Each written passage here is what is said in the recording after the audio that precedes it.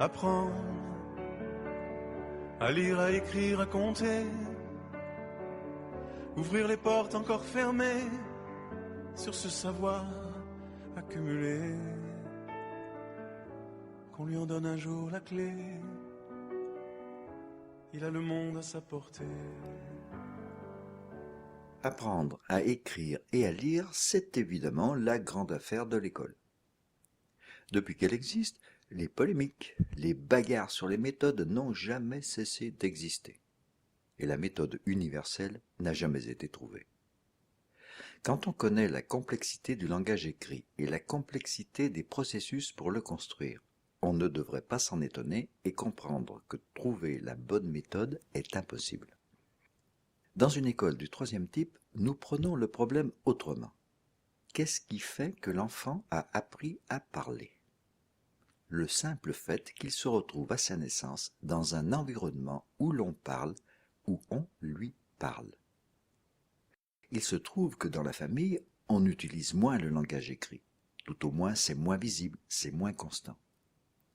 Si l'on veut que l'enfant se construise ce langage, il suffit donc qu'il se retrouve dans un environnement où l'écrit est utilisé en permanence pour de bon, pour faire vivre le lieu où l'enfant va vivre une partie de son temps. Comme dirait Alain Berthoz, c'est simplexe. C'est simple parce que cela va permettre ce qui est complexe. Qu'est-ce que trouvaient mes petits lorsqu'ils rentraient dans ma classe unique ? D'autres enfants qui écrivaient, qui lisaient, qui mathématisaient, qui scientifisaient. Pour de bon, et pour 1000 raisons. Pour réaliser leurs propres projets, pour échanger, pour s'amuser. Les petits pénétraient dans un lieu que l'écrit faisait vivre. Comme à leur naissance, ils débarquaient dans un espace que le langage oral faisait vivre. Ce qui nous amène à une première évidence. L'école où l'enfant va passer une partie de sa vie d'enfant est nécessairement multi-âge. Qu'on lui en donne un jour la clé, il a le monde à sa portée. Imaginez-vous entrant dans ma classe unique. Vous pourriez y trouver Pierre, 8 ou 9 ans, en train de bouquiner et s'esclaffant. Le facteur apportant une lettre à Jean, celui-ci s'empressant de la lire. Chantal lui demandant de quoi il s'agit.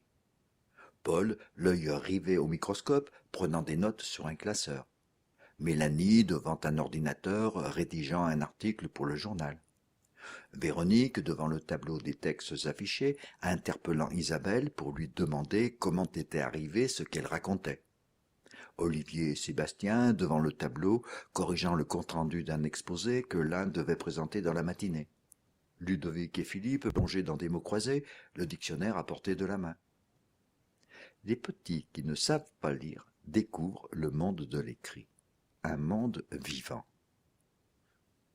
Nous avons vu que les langages créent des mondes. Lorsqu'on les perçoit, on est incité à les conquérir. C'était la même chose pour la marche, pour le langage oral. Tous les langages, au fur et à mesure qu'ils se complexifient, permettent d'étendre les cercles où chacun peut évoluer. C'est très visible pour le langage de la motricité. C'est aussi très visible pour le langage oral. C'est la même chose pour le langage écrit. Le cercle va s'étendre jusqu'au monde que l'on ne voit pas, jusqu'aux personnes qui ne sont pas là, jusqu'à un passé que d'autres ont tracé, jusqu'au monde des idées et des pensées des autres. Il vous donne accès à la planète. Il vous donne une puissance nouvelle. Mais c'est bien plus facile quand vous les côtoyez, ces mondes, quand ils sont présents autour de vous. Alors ils vont vous intriguer, ils vont vous happer, ils vont vous donner l'envie d'aller les voir, l'envie de les conquérir pour y participer. Dans un espace multi-âge, il n'y a pas besoin de donner l'envie d'écrire et de lire. Ce sont les autres qui écrivent, qui lisent et qui en vivent et qui en jouissent qui donnent l'envie. Le désir d'apprendre y devient naturel, ne serait-ce que pour prendre part à son tour à cette vie. Et cela devient simplement un jeu. Comme les hare-hare, les gazouki et les éclats de rire dans le berceau, comme les essais sur la moquette ou dans le parc. Les processus d'apprentissage et le long tâtonnement sont exactement les mêmes. le plaisir des réussites au bout d'un certain nombre de recommencements est exactement le même. Comme sont également identiques les encouragements, l'aide de l'entourage qui, lui, sait marcher, sait parler, et dans notre cas, sait écrire et lire plus ou moins bien. Une école du troisième type est simplement un espace et un temps où des personnes utilisent et vivent plus intensément de l'écrit que dans la famille.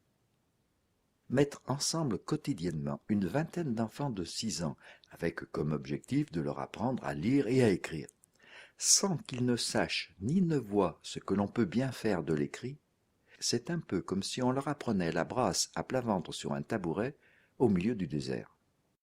Nous reviendrons bien sûr sur ce qui se passe concrètement dans une école du troisième type dans la conquête de l'écrit. Apprendre à lire, à écrire, à compter,